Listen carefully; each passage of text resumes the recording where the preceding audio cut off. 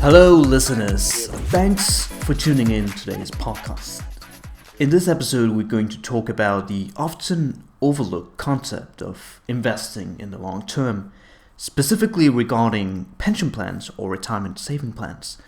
We'll find out how to save hundreds of thousands of dollars enjoying the benefits of these tax-advantaged accounts. Alright, so let's imagine a 40-year-old person working full-time as a factory worker. He earns around $42,000 per year, or around $3,500 per month, and has a pension plan offered by his company. In the United States, this is known as a 401K, which is an employer-offered pension plan in which the worker assigns a certain percentage of his salary before it is taxed.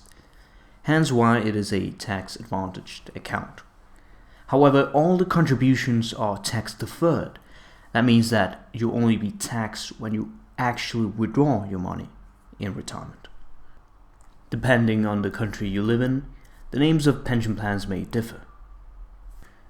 In most European countries, to reap the benefits of a pension plan with an employer, people normally register in a social security state program, contributing a percentage of their salary along with their employer in order to access free healthcare, work-related sickness, maternity and paternity care, as well as retirement and pension plans, among others.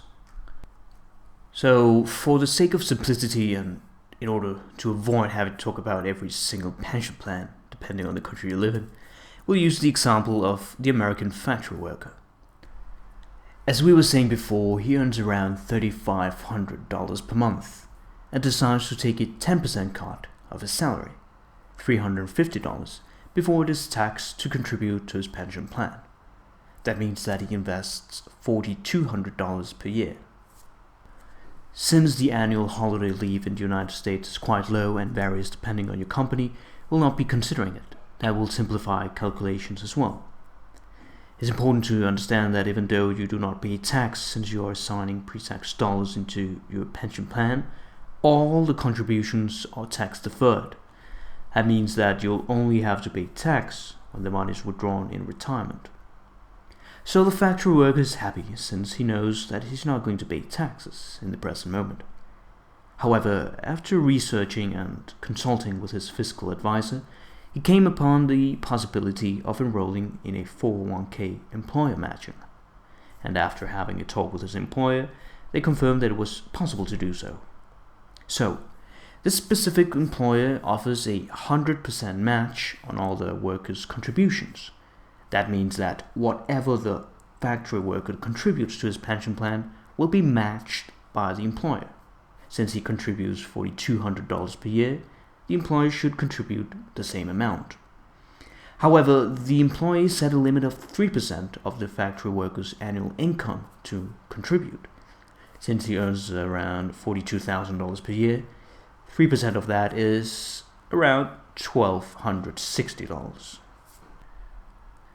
So the employer can contribute a maximum of $1,260 per year. That is absolutely free money that the factory worker receives. Alright, that's all quite a mouthful, so let's go over it one more time. We know that the factory worker decides to contribute 10% of his salary to an employer-offered pension plan, $350 per month, before it is taxed. That amounts to $4,200 per year. His 401k also has an employer matching of 100%, but a limit of 3% his annual income, so the employer can contribute a maximum of $1,260 per year. Since the factory worker currently contributes $4,200 and is way above his employer's $1,260 contribution per year, he is already maxing out 100% of the employer matching. That means that he will deposit $4,200 as his own contribution and receive $1,260 as the employer's contribution, which amounts to a total of $5,460 per year going directly into the pension plan. So if you're going to contribute a percentage of your salary to a 401k and your employer offers a matching, it is absolutely vital to at least contribute equal the amount of what your employer offers to take the maximum advantage of the matching. Okay, so the 40-year-old factory worker has been contributing to his 401k for 20 years, since he started working at 20 years old, with his employer's matching included. That is $4,460 for 20 years.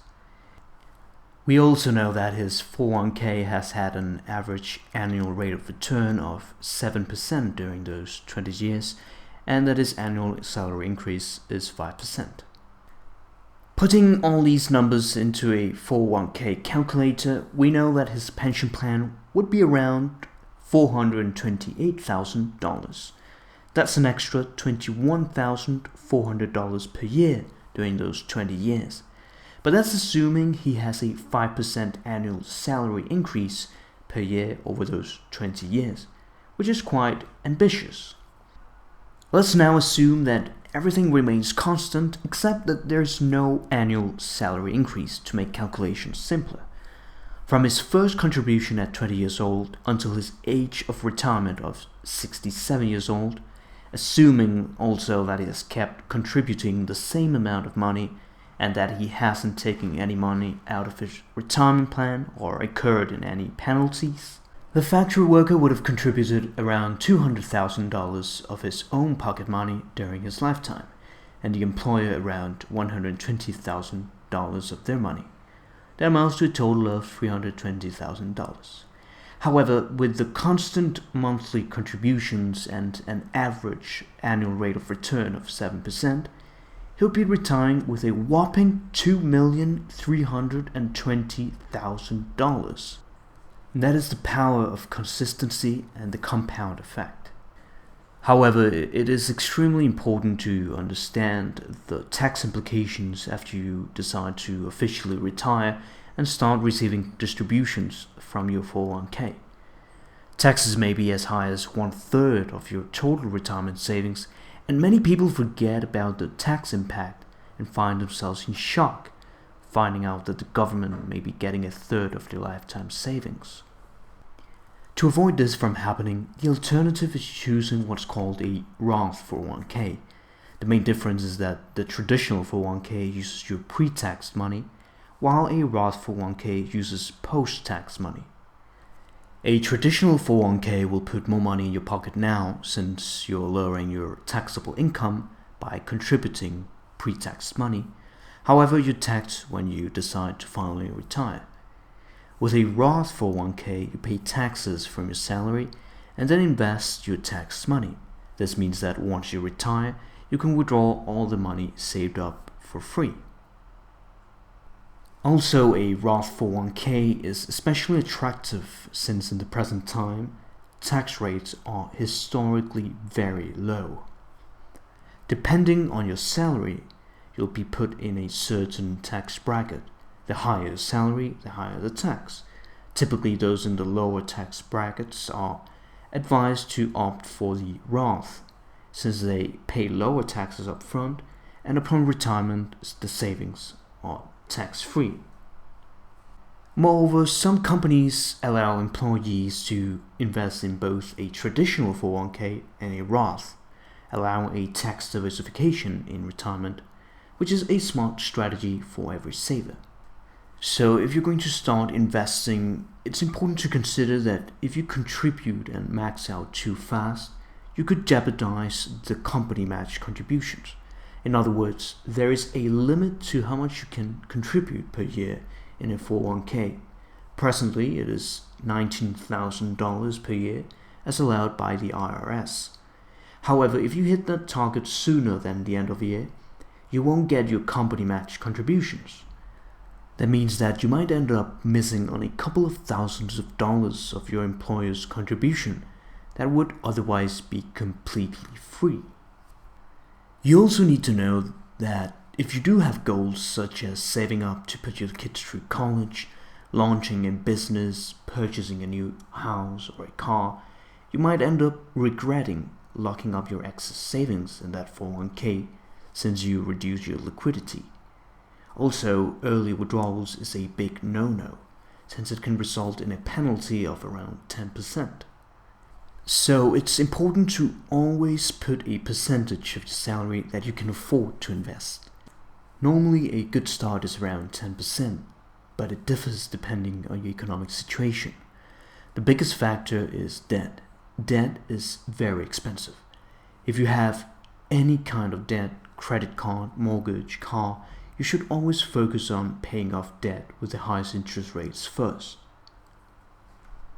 To help you pay debt, you can always deposit a percentage of your salary every month into a separate savings account exclusively for paying off debt and other emergencies. But you need to avoid temptation and stick to your goal of not using money from that separate account. If you do not have much debt or you're starting to become debt-free, you can start seriously investing in a 401k. But please note that not all 401ks have great investment options. You need to invest your money into a safe and profitable 401k that has diversified funds and has a high average interest rate in the long term. Apart from that, you always need to check your plan in case there are high commission fees. The best choice you can make, hands down, is to invest in a Roth 401k, simply because you're investing post-tax money coming from your salary and it is tax-free upon retirement. You won't have to face the government taking a third of your lifetime savings in your retirement. Assigning pre-tax money means that you must pay taxes further on, but if you pay taxes now, you won't have to worry about paying them later. As simple as this may sound, it is an extremely important thing to understand. Let's imagine that you're investing in a traditional 401k and you retire with around 1.7 million. 200,000 of that is your own contribution and 1.5 is the growth. Since you haven't paid taxes, you would have to pay taxes on the 1.5 million. In a Roth, you'll already have paid taxes on the 200,000 that you have contributed since it's an after-tax investment. And the other 1.5 million, since it's an investment earning, is 100% tax-free. So we're talking about around $500,000 difference. That is huge. So what you need to do is assign a certain percentage of your salary to your Roth 401k with a maximum of 15% per month. Never take money out of your 401k and incur fees. And finally, wait. In the long run, you'll be a guaranteed millionaire. What you do with the rest of the 90% of your salary should always first include paying off debt. Second, putting some into a separate savings account or emergency fund. And third, living a healthy work-life balance. Not overspending on things that don't matter, but spending on things that matter in your life. Hang out, have fun, but always keep it within your budget. If you still have some money left, instead of keeping your money in a low-interest savings account, you can always try to combine with other investments and further diversify your investment portfolio. Consider a Roth IRA, which is a bank-offered retirement savings plan. Invest in high-quality and low-commission ETFs, real estate, blue-chip stocks, gold, and the list goes on. But don't forget to always have a considerable amount saved up in your savings account. But whatever excess money you may earn can be used to invest in different options. I hope that you learned something useful that you can apply in your life. Until next time, take care.